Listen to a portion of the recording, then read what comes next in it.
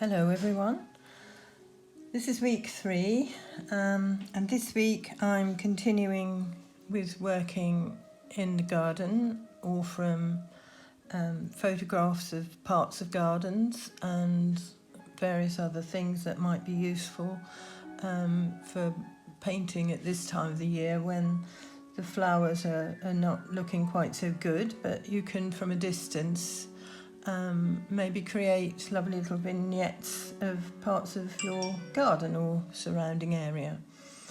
It will also help with those people who are coming to Corfu, because I'm going to concentrate on some techniques for painting various subjects that you might see outside.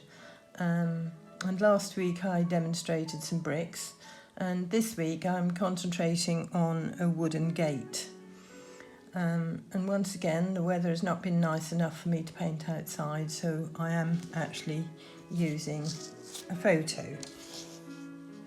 It's a light coloured gate, and I want to be able to get some depth behind it and between the flowers and leaves.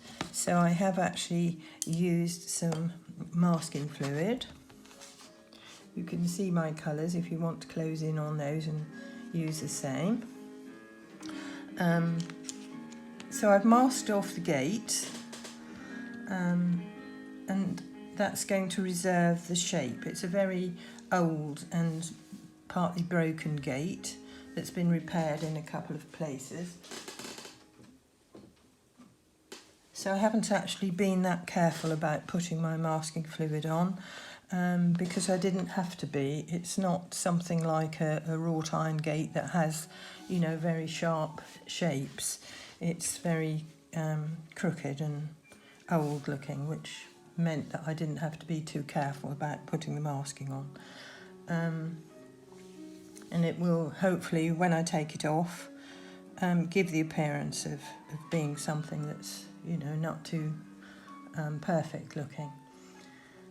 So I'm incorporating some flowers at the side, and I've actually masked off where I want those flowers to be as well, to reserve the white paper.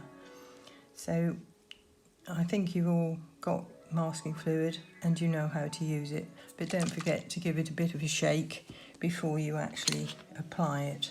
And these are the tools that I use to apply my masking fluid this week. So I'm going to start by painting the depth behind my gate.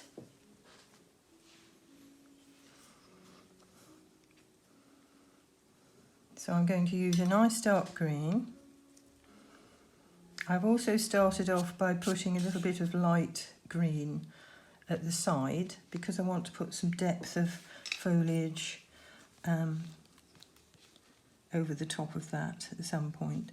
So if you're actually working over the top of your masking fluid, make sure you actually go everywhere that you need to go. I've masked off a few grasses at the bottom as well here. Make sure you're making the shapes that you need to make and that you're going all the way over your masking so that you'll create the shapes that you actually need. And I'm actually dropping a little bit of water back in at the top here because I want to bring a little bit of light back, and I'm not going to put depth all the way across. I'm going to start getting a little bit lighter over that side. So I've got Payne's grey and cadmium yellow to mix together to make my dark,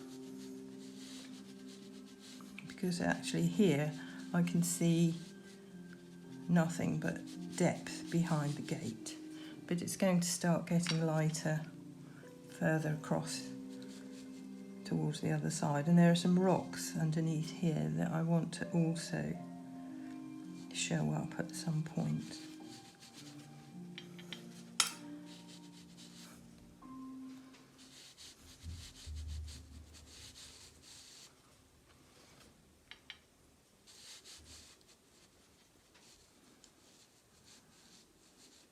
deeper at the bottom, but then it's actually going to get nice and light here, where this greenery, I think, is showing through the gate.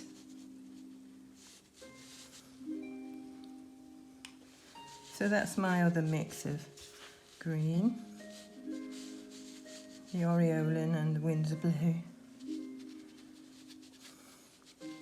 So I'm using a flat brush because it actually gets into the little shapes between the gate quite well.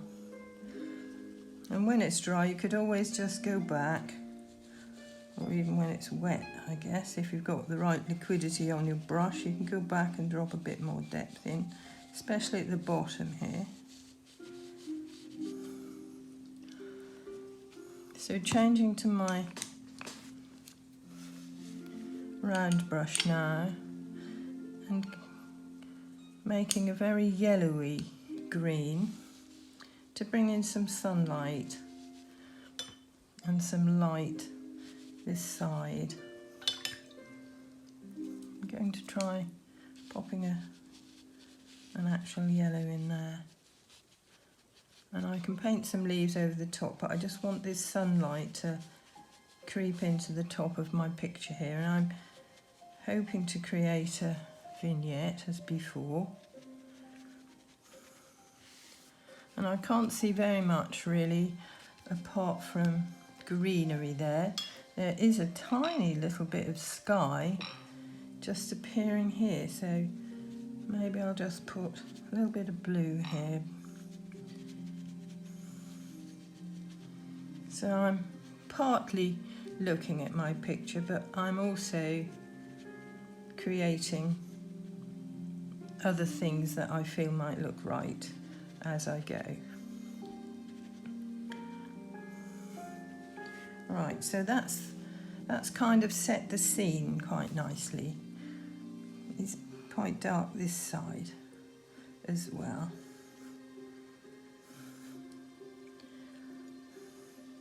Just a little dark patch here, the other side of the gate.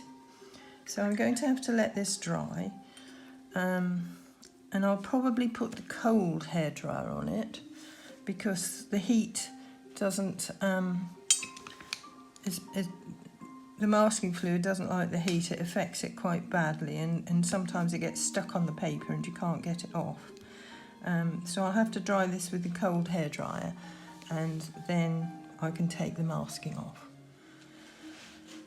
I've done a little test to see if some of this masking will actually come off. I have dried it with the cool hairdryer, but obviously it's better if you can leave it to dry naturally. And it does take quite a little while, so go and have a cup of tea and be patient. I'll just show you the way I actually remove it. You can, if you've only got a little bit, remove it with your finger, but I like to use some fairly rough kitchen paper. I don't want to remove my glasses at the bottom here at the moment. So that's the way I remove it. So I'll take off the masking and come back. Okay, I removed all the masking fluid. Just have a check with your finger to make sure that you've got everything off. Sometimes you can leave little bits on there that you would prefer to remove. And then the other thing I've done, I've put some greenery over there, some pale green over the flowers so that I could take the masking off those as well. They're little tiny roses, clumps of roses. And I've put a very light wash of burnt umber and ultramarine blue, very watery, over my gate. Because what I want to do now is to use some candle wax. And if I actually pop candle wax down onto the paper carefully in the sort of shapes that I want to reserve, when I actually paint over the top, it's going to resist the paint, so I can get some nice texture marks into my gate, my woodwork. and into my wall. Not the wall, the bricks at the bottom here. Okay, so I've got a tiny little piece of candle wax, and I've made it quite small so that I can be fairly precise about where I'm putting it, and be careful that you actually make the right marks and that you don't overdo it. I have some rusty hinges there which I have to try and avoid because I don't want any candle wax on those. So I'm rubbing that over the top of the woodwork so that when I put my next layer of paint on, it's going to resist the paint, hopefully, and create some nice texture into the wood and make it look old. It's been very neglected and mended and neglected again, this gate, so it's showing a lot of character and a lot of years. But this will also help to keep it nice and light. I'm also, while I've got the candle wax working, I'm just going to put a little bit of that on my rocks that are sitting at the bottom. I'm not sure why there are rocks sitting just outside the gate. That could be a little bit dodgy, but anyway, that's where they are. So a little bit of texture onto those will also work, and why not a little bit of texture along the bottom here to create some dry brush work. You could also, if you're very clever and you do it carefully, create a few grass shapes and reserve some light behind the little rocks there, and we'll see how that works out. Okay, so now using my flat brush, I've got a deeper mix of the burnt umber and the ultramarine blue, and I'm going to use my flat brush to bring up that colour a little bit.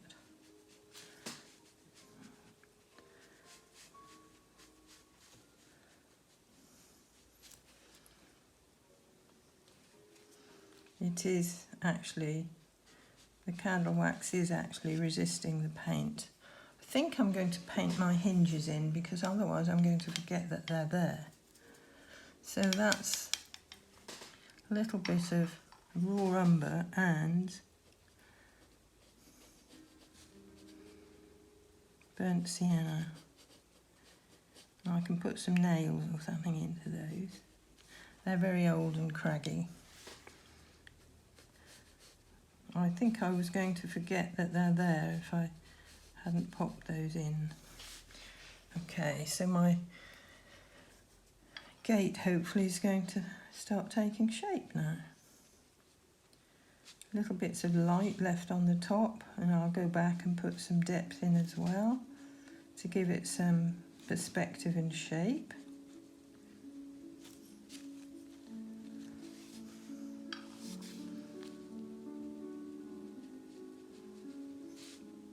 There is a little wreath hanging on the gate that's died and dried up, but I actually thought it looked a little bit contrived, so I didn't include it.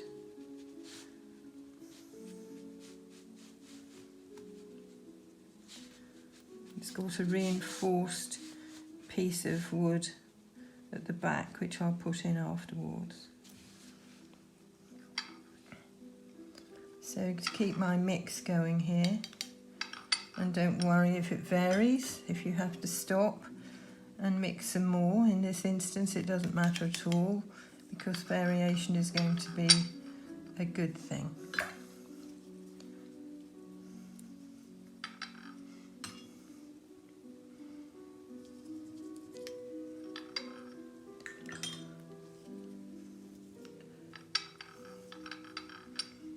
Burnt umber and ultramarine blue always makes for a nice neutral colour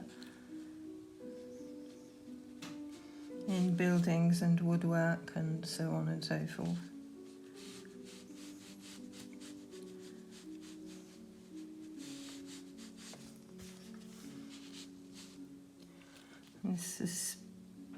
The wood has split here, so it's broken into two.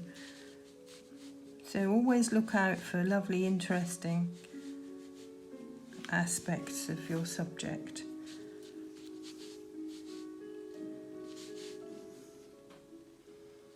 Top's all broken.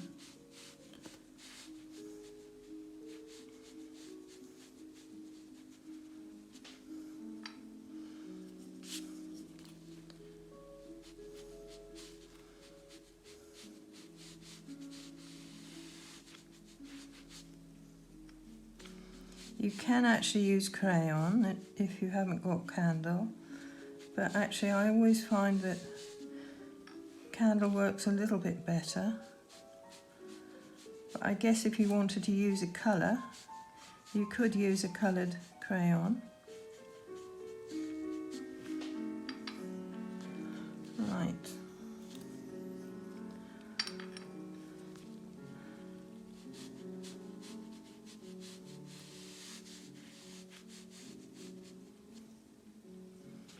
This is where the masking fluid comes in handy if you actually do want to get a lot of depth behind something. And in fact I did put a little bit more depth in there after I dried it because it didn't look quite dark enough in the corner.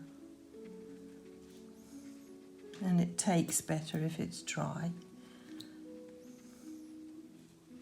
So that's the reinforcing wood behind. So you don't have to be fussy with something like this at all. We don't want it to look too perfect. And I haven't looked at my picture very much, which is another good thing. I'm just painting. Okay, so I hope my gate's now showing up nicely and looking quite natural. Now what I need to do is to use something like some neutral tints with perhaps a little bit of the umber in it.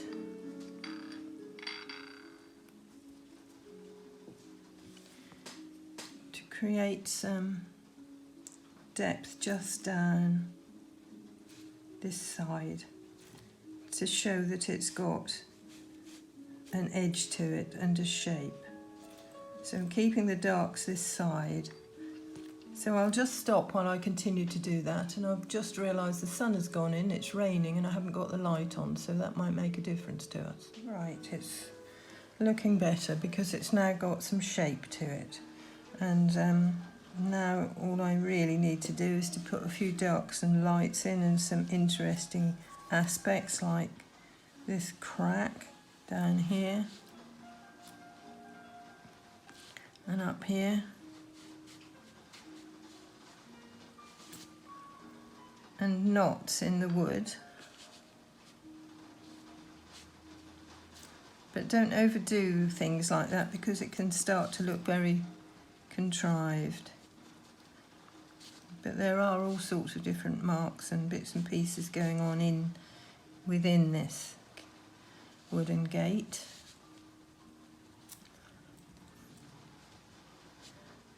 Just to add a bit more interest and to make it look natural.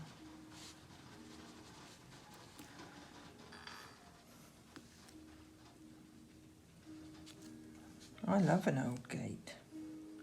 Something really nice about this.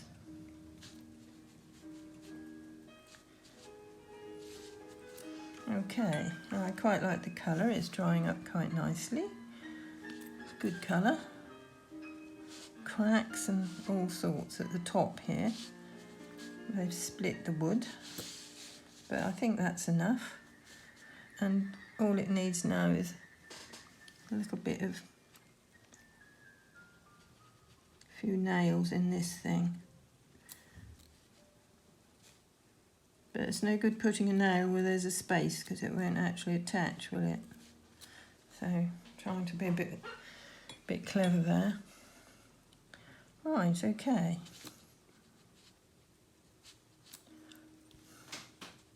So now I can concentrate with some nice clean water, putting in my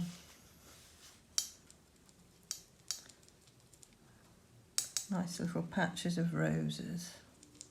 They're little tiny roses that are all clustered together, and because we're working from a distance still, we're not going to see them very clearly. So I'm just dropping it in, holding my brush higher up so that I don't fiddle and get to details.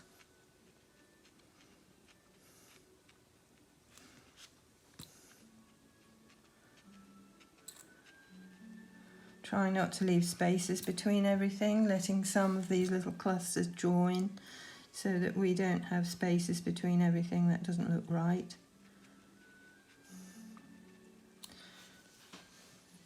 Starting to stand forward and leaving little touches of white as well. So we're working from a distance, so we're not seeing the detail, and we're working quite loosely as well. It isn't good to put in every single leaf that you see, every single branch that you see. Just indicate what's going on here without getting too fussy with it.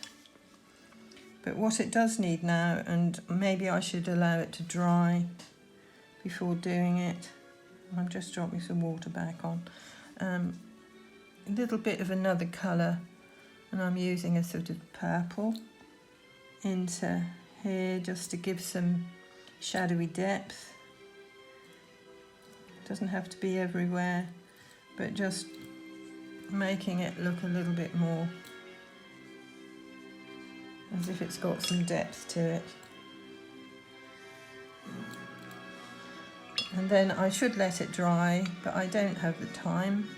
So, and I don't know if I shall do it all before I stop, but it needs I think a little bit of depth going on around the flowers, little touches of leaf shapes, similar to the way we were working last week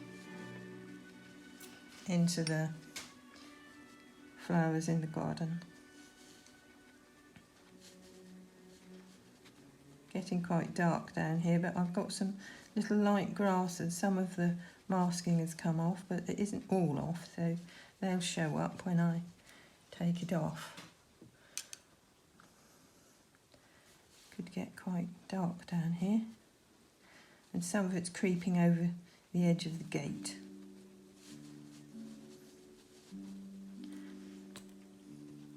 But I can allow it to get lighter, I think, maybe towards the top. Let some of the light show in. Take a bit more care over this kind of thing than I'm allowed at the moment because of time. But nevertheless, don't get fussy. Drop water back on, make lovely texture marks, and you'll see better what you've got when it actually dries. And as I'd said last week, at some point you can always just go back in and bring up the colour in one or two of the flowers. But try for variety, try not to do everything looking the same. So hopefully they're standing forward. I've got a nice little bit of sky showing there, but in fact what is going on there is actually some tree shapes. So I'm going to go back to my darker mix here and just show some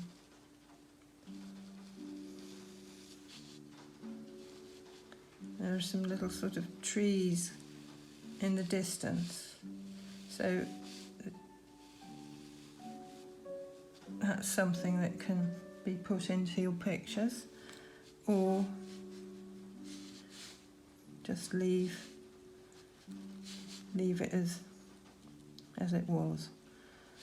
You don't always have to paint everything that you see.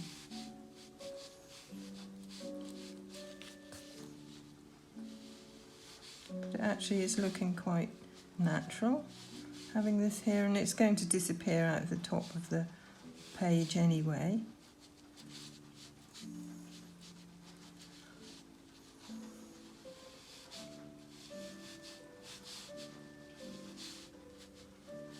There's some trees going on behind there.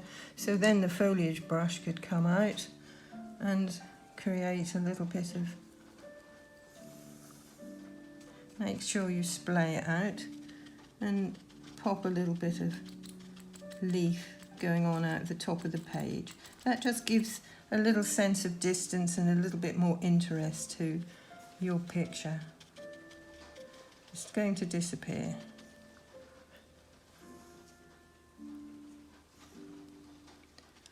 And you could do a lot more of that as well. It's actually worked quite well. I think if I had more time, I'd probably just darken up some of those little tree trunks.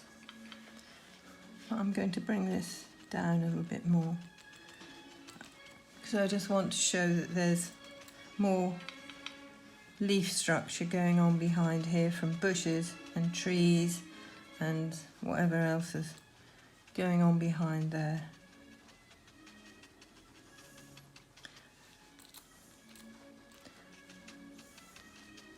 And all that will serve to bring your little gate forward.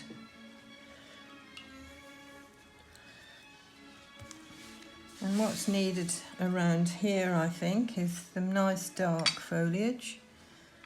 So I'll do a bit of that.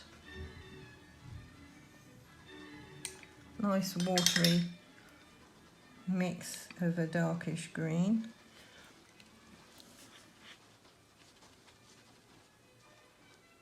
So this could be quite time consuming to get all these little shapes going on and getting just darker in that corner there.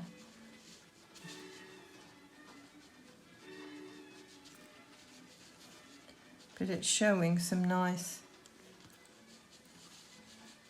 really dark up here. It keeps the eye in the page.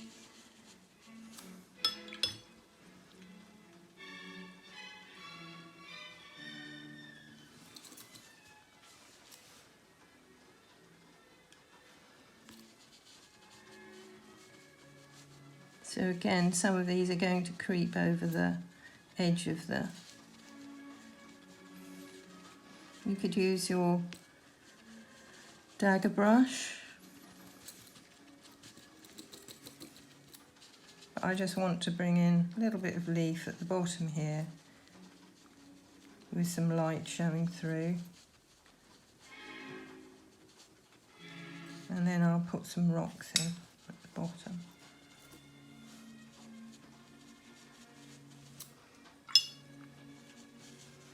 So you could actually have a bit of wall there or something like that. We did the bricks last week, so you could practice putting in a few more bricks. We'll have to try some cobbles as well sometime. So I'm just going to leave that like that. It's quite a nice shape, and then I can continue with something like that, like a wall, or leave it as it is, we'll see. So flat brush again, and using those mixes that I used before with the ultramarine blue and Running out of raw umber here. Burnt umber. Raw umber is a darker colour, darker brown, but nice.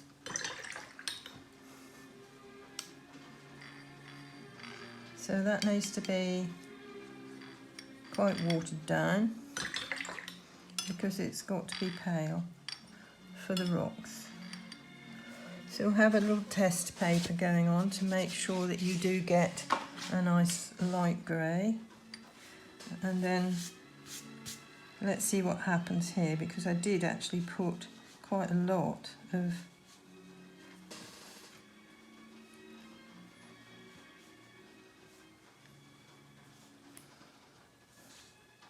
I want to put some dark between. I did put quite a lot of wax on there.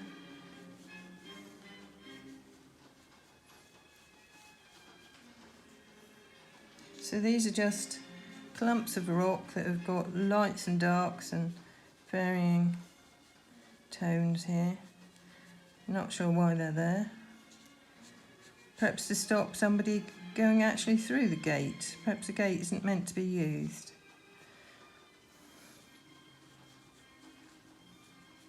This is a gate that I had a photograph of that I took a long time ago. I'm not sure whether it was in Corfu, it just well might have been, because it was on my computer among the Corfu pictures. So I guess it probably was a gate I saw in Corfu, but it must have been a long time ago because I can't actually really remember. But it is one of my photos. So now, maybe when it's drier, we would need a little bit of depth between the rocks here, just to show that they're separated a bit. But that needs really to be done when it's a little bit drier. And there's no reason why you shouldn't, with the corner of your brush, put a little bit more depth into these rocks as well. But I quite like the white that's left on them. So that should dry up quite well. Dropping some water back on always creates lovely texture type shapes. So again, not being fussy. Maybe some grasses behind there would be nice. But I want to sort of create a little bit of a pathway here, although we can't really get in the gate. But there we are. So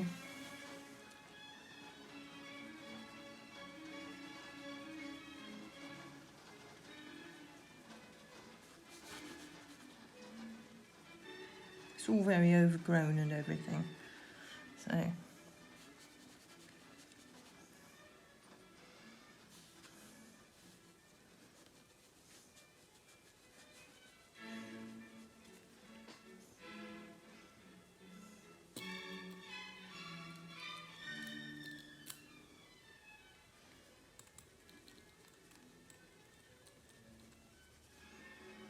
little bit of burnt sienna in there, just to show another colour.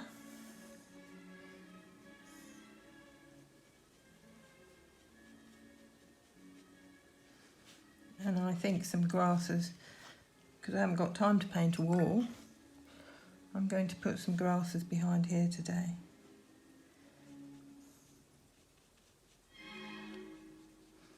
Or it could just be a rendered wall with some candle wax. But it's all fun just to, you know, let your picture grow as you go, so that you're not rigidly sticking to a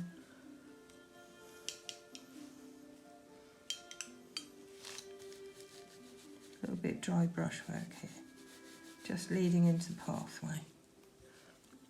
And you can mix all the little colours in that you've used before. If you keep your shapes horizontal, the pathway won't go up in the air, it will go into your gate. Maybe some depth all along here might be nice. Just another helpful little lead in.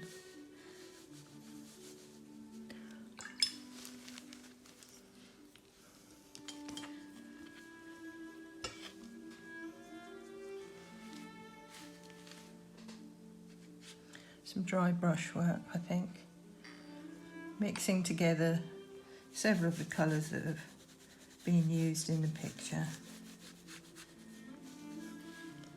Bit of an edge here perhaps,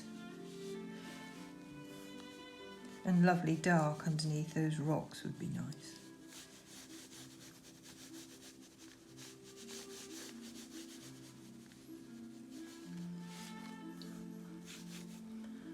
End up, if you can, with a nice shape. It's actually looking a little bit like shingle or something there now. Okay, so I'm going to dry it and then see that I've checked that I've got all the masking off and see what we end up with. Okay, completed. I did have some more masking there, some little grasses and things that I've just rubbed away. It's dried up reasonably well. I've put a little bit more depth into the tree trunks because I felt they needed it. And yeah, that's not a bad gate. I'm quite happy with it. So let's give you a close-up. You can see what I did there. So hopefully this week you'll be able to create a little picture, including a wooden gate and creating nice texture marks on the wood. If I hadn't used the masking fluid, I would have had to put some light marks behind the gate, and as I did with this garden seat, I didn't mask any of that, so I actually just, after I'd painted the gate, put a little bit of light work behind.